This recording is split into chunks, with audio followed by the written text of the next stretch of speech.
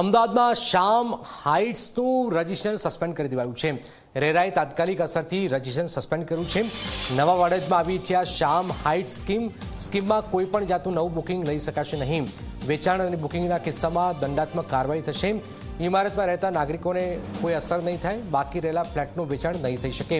EMC 2022માં જ વિકાસ પરવાનગી રદ કરી હતી। ડેવલપરે FSIના હપ્તાની રકમ ન ભરતા જ આ નિર્ણય લેવામાં આવેલો છે।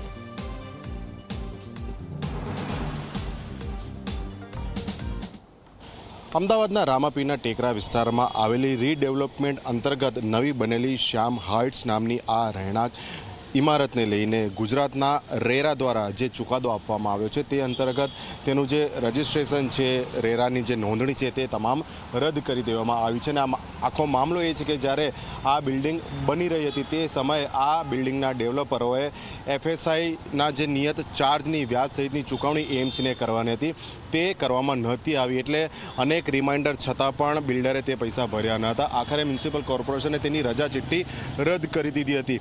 બાંધકામ પણ જે તે સમયે 4 વર્ષ પહેલાં સીલ કરવામાં આવ્યા હતા, તેમ છતાં બાંધકામ ચાલુ હતું અને સમગ્ર મામલો રેરામાં ગયો હતો। આખરે રેરાએ હવે આ બિલ્ડિંગની અંદર બાકી રહેલા જે ફ્લેટ છે કે જેનું હજી વેચાણ નથી થયું તે કોઈપણ સંજોગોમાં બિલ્ડર નાણાં નહીં ભરે ત્યાં સુધી તેનું કોઈ માર્કેટિંગ, તેનો કોઈ પ્રચાર અથવા તો વેચાણ સહિતની કોઈ કાર્યવાહી નહીં થઈ શકે તેવો ચુકાદો આપ્યો છે।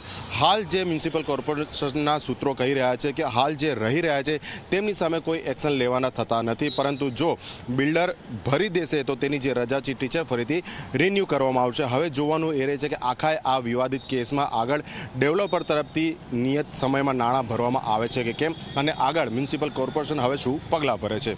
કેમેરા પર્સન મુકેશ ચૌહાણ સાથે અર્પણ કાયદાવાલા, ઝી મીડિયા, અમદાવાદ।